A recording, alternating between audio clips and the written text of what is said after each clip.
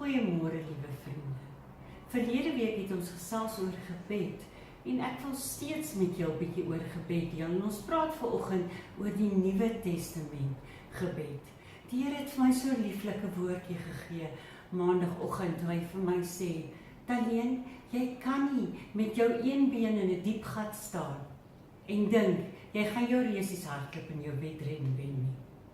En ek dink dit is hoekom ek graag hier weer wil stil staan vanoggend, 'n bietjie Bybelstudie met julle doen oor hoe lyk ons gebed. Hebreërs 8 vers 13 sê, deur te praat van 'n nuwe, het hy die eerste een as verouderd verklaar, en wat verouderd geraak het en oud word, is op die punt om te verdwyn. Hebreërs 8, julle handel oor Christus, die hoëpriester van 'n nuwe en 'n baie meer uitnemende verbond. Hoekom? Want Jesus het gekom en hy het die muur van skeiding afgebreek en hy het ons weer herenig met God ons Vader. Jesus is die enigste middelaar en Jesus het hierdie Nuwe Testament, die nuwe verbond, 'n werklikheid gemaak vir my en jou. So in die Ou Testament het ons altyd gekyk na die toekoms. Dis waar hulle gepraat het van Jesus wat kom, van die beloftes van die Here wat kom.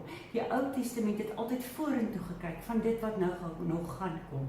Maar die Nuwe Testament, in die Nuwe Testament, liewe vriende, kyk ons 2000 jaar in die verlede terug na dit wat Christus vir ons gedoen het.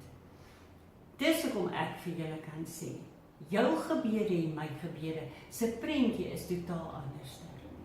Want ons God kyk nie meer na ons vermoë en ons sondes nie. Ons God kyk na ons en hanteer ons volgens dit, die lewe wat sy seun Jesus vir ons gegee het. En die feit dat Jesus vir ons sondes gesterf het, verander my en jou lewe in totaliteit. En hoekom het ek gesê, as ek met een been in 'n diep gat staan, kan ek nie my resies hardloop nie. Van die oomblik as ons teruggaan na die verlede, die oomblik as ek terugdink aan hoe dit was en hoe ek God moes smeek, en God wat ek moes vra oor en oor, om dit te kan verkry, dan is ek weer terug in die Ou Testamentiese verbond.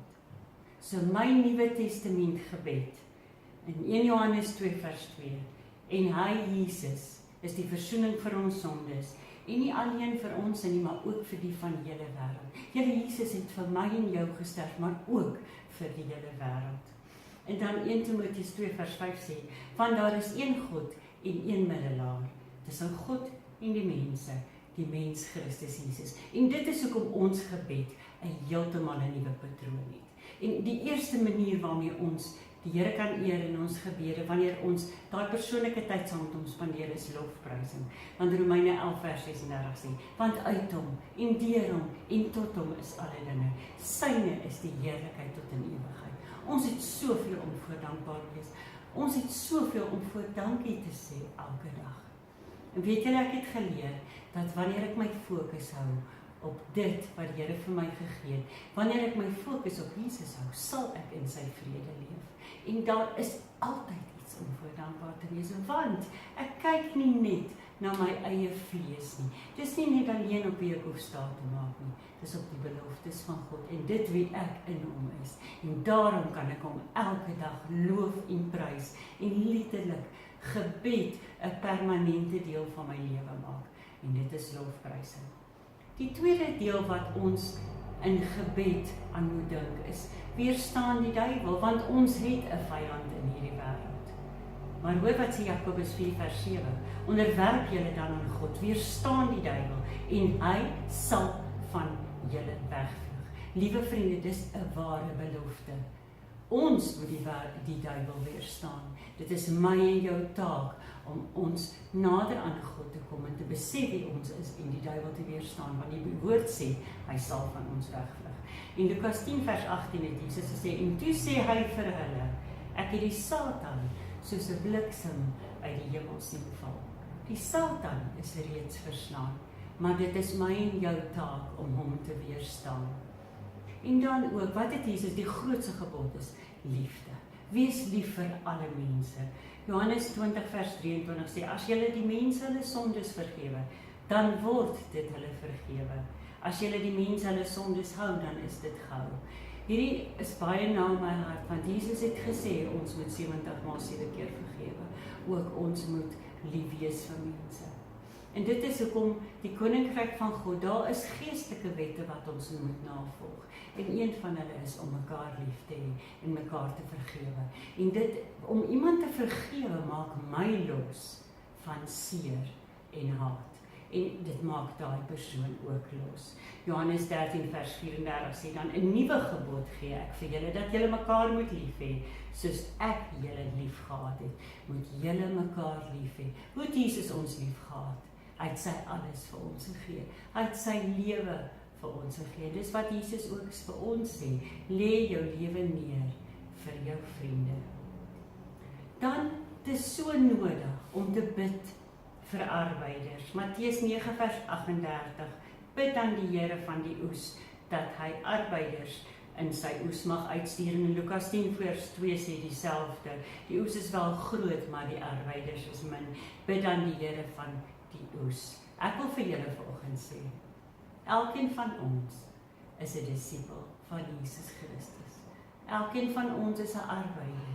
En dit is nodig dat ons in gebed staan en die mense en dit roep, dat daar mense sal wees wat die woord sal hoor, dat hierdie wêreld, elke mens in hierdie wêreld, Jesus se kind sal wees. Wat 'n groter geskenk kan jy aan iemand gee as vir hom die liefde van Jesus te vertel.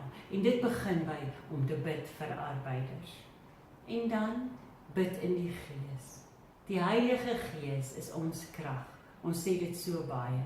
En die Heilige Gees het ons 'n kommunikasie meer. En wanneer ons in die Gees bid, weet ons nie altyd wat ons bid nie, maar ons bid tot God. Ons bid direk tot hom. En die woord sê ook dat ons kan vra vir 'n verduideliking daarvan en die Heilige Gees sal dit vir ons gee. Romeine 8 vers 26 sê, en net so kom die Gees ons swakhede te help, want ons weet nie reg wat ons moet bid nie, maar die Gees self tree vir ons in met onuitspreeklike sigtinge.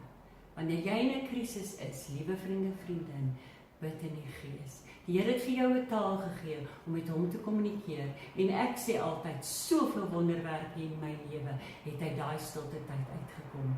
Wanneer ek moedeloos is en op 'n plek is wat ek weet ek wil nie op my eie insigte staat maak nie. Ek wil nie op my eie verstand of my denke staat maak nie. Watter beter plek om te wees. Weet julle, onthou julle Jesus het vir die disippels gesê, hulle moet wag totdat hulle die Heilige Gees ontvang.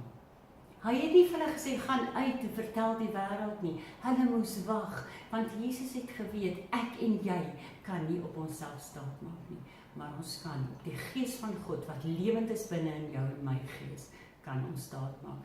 Hy is ons helper. In 1 Johannes 2 vers 20 sê dan ook oor die Gees, en julle het die salwing van die Heilige Gees en weet alles. Wanneer jy in 'n krisissituasie is, en jy stil word, en jy die Heilige Gees deel maak van jou gebed, sal jy weet wat om te doen. Dis baie beter om die Here staat te maak vir insig en wysheid en sy liefde, as wat ek op myself staat maak. 1 Korintiërs 2 vers 16 sê dit so, want wie het die sin, wat die woordjie eintlik gedagtes is van die Here geken? Wie van ons het die gedagtes van die Here geken, dat hy hom sou kon onderrig?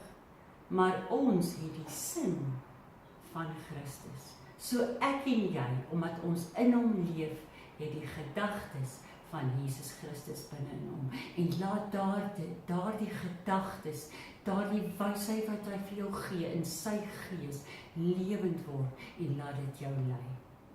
2 Korintiërs 1 vers 20 sê, want hoeveel beloftes van God daar ook mag wees, in hom is hulle ja, en in hom amen, tot die heerlikheid van God deur ons.